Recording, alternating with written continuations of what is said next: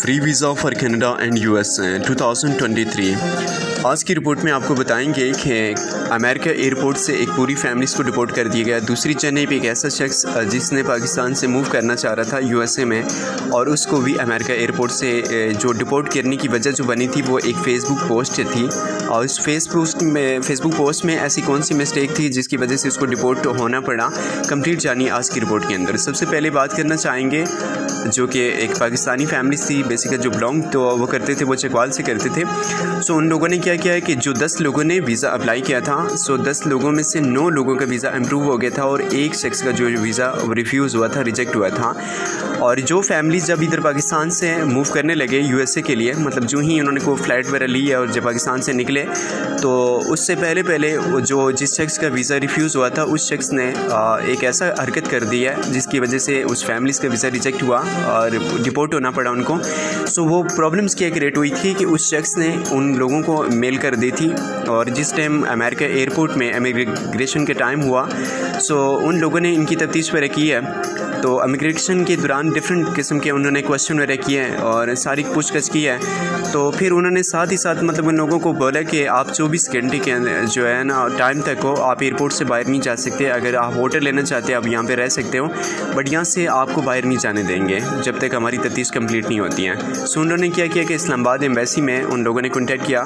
Contact करने के बाद उन्होंने कहा कि आप ना इनको जल्द से जल्द इनके पूरा बैकग्राउंड चेक करें कि क्या सच में ये पाकिस्तान के अंदर अपना पूरा बिज़नेस वगैरह जो कुछ भी था वो सारा कुछ बेच के ये मूव करना चाह रहे हैं हमेशा के लिए यूएसए में।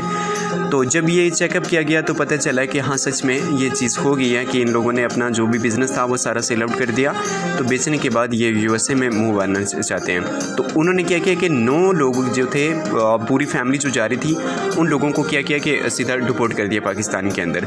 और जब वो पाकिस्तान में फैमिलीज़ पहुंची, फिर फैमिलीज़ में जब बातचीत चली है, जो भी घर वालों के फैमिली से रिलेटिव में जब बातें निकली, तो पता चला कि वही शख्स जिस शख्स का वीज़ा रिफ्यूज़ हुआ, उसी शख्स की वजह से उस फैमिलीज़ को इतना बड़ा नुकसान को फेस करना पड़ा।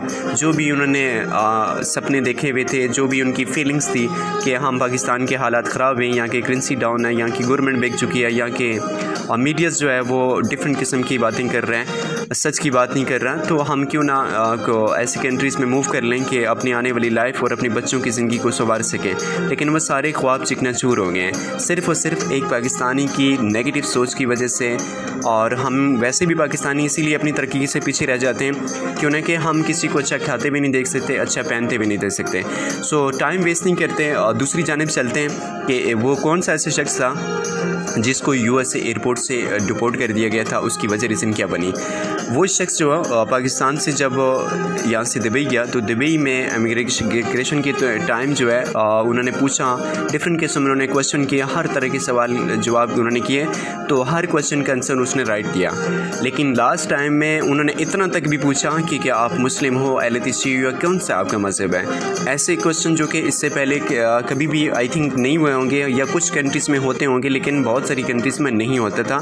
लेकिन न जाने 2023 में ऐसी क्या चेंजिंग आई है कि जिसकी वजह से बहुत सारे मुस्लिम लोगों को ऐसे क्वेश्चन का भी जो है ना क्वेश्चन किए जाते हैं और आंसर का सामना करना पड़ता है। सो सारे क्वेश्चन करने के बाद जब सब कुछ उसका ओके हो गया, तो लास्ट उसका जो क्वेश्चन था वो ये था कि उन लोगों ने ये पूछा था कि क्या आप कोई सोशल मीडिया प्लेटफॉर्म डिफरेंट किस्म के, चाहे वो फेसबुक हो, यूट्यूब हो, इंस्टाग्राम या ट्विटर या टिकटॉक, इंस्टाग्राम कोई ऐसा प्लेटफॉर्म वेबसाइट यूज़ करते हो।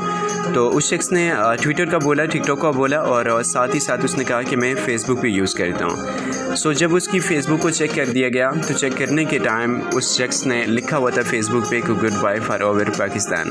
जब उसने ये देखने को उनको मिला, तो उनको ये लगा कि यार इस शख्स ने सच में सारा कुछ बेचने के बाद जो है यूएसए में मूव करना चाहता है। तो उन लोगों ने कनाडा से अमेरिका एयरपोर्ट से उस शख्स को भी डिपोर्ट कर दिया गया। तो कहने का मकसद ये है कि बहुत सारे, इफ़ यू डोंट माइंड, जितने भी कश्मीरी मुझे सुनने वाले, बट ये हकीकत सच है कि आप बहुत सारी कश्मीरी लोगों को अगर यूएसए में, कनाडा में, डिफरेंट ऐसी कंट्रीज़ में देखेंगे, अगर उनसे कोई अंग्रेज़ या नॉन मुस्लिम कोई भी क्वेश्चन करता है what's your name, where you from, तो वो कहते हैं I am not Pakistani, I am from Kashmir. जो कि वो हैं तो पाकिस्तानी, करेंसी पाकिस्तान की चल रही है, खाना पीना पाकिस्तान का, हर एक शाय पाकिस्तान की होती है, बट ये बाहर जाके अपनी औकात को भूल जाते हैं अगवानियों की तरह, जो कि ये बहुत ज़्यादा गलत है।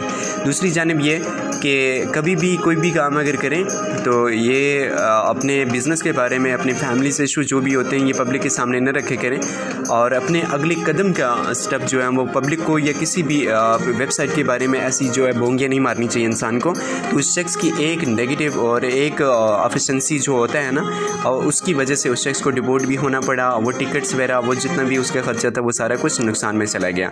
तो मेरी सबसे गुजारिश है कि वीज़ा तो डिफरेंट ऐसी कंट्रीज़ दे रहे हैं, लेकिन जितने भी यूज़र है डिफरेंट ऐसी वेबसाइट यूज़ कर रहे हैं, तो कोशिश करना कि कुछ जो लोग होते हैं इस तरीके से फसाद फितना फैलाने वाले, उन लोगों को ना ही फॉलो करें, ना उनके साथ अटैच रहें, ना ही इस तरह की कोई ऐसी पोस्ट करें कि जिसकी वजह से आपको इन चीज़ों का सामना करना पड़े।